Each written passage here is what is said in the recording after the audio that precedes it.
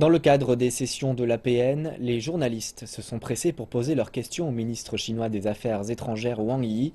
Voyons quelles ont été les questions abordées par les journalistes africains. Good morning, Minister.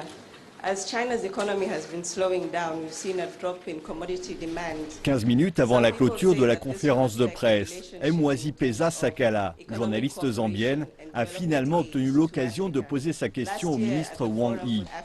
En tant que représentante des médias africains, elle a voulu savoir si le ralentissement économique chinois influencera les investissements chinois en Afrique.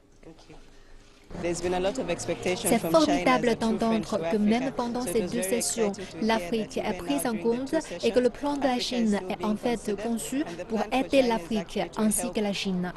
Donc cette coopération mutuelle est bénéfique et utile parce que c'est une situation gagnant-gagnant pour nous tous.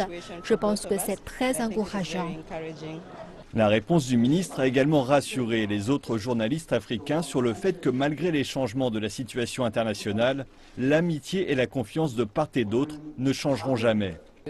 La Chine est vraiment toujours de notre côté parce que je prends l'exemple de l'épidémie Ebola qui a surgi dans notre pays et vraiment la Chine a été vraiment un des partenaires qui est venu vraiment fortement en aide à la Guinée. Et donc, pour ce point de presse de tout à l'heure, je crois que c'est une certaine consolidation voilà, de cette relation déjà qui existe entre la Guinée et la Chine.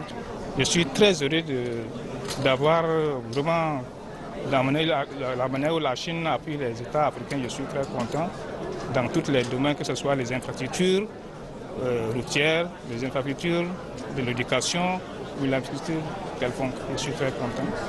D'après les journalistes africains, la Chine et les pays africains, qui ont parcouru des chemins communs au cours de leur libération et de leur développement, ont matière à s'inspirer les uns des autres. Les deux sessions politiques sont sans doute pour les pays africains une fenêtre importante pour apprendre de l'expérience de la Chine.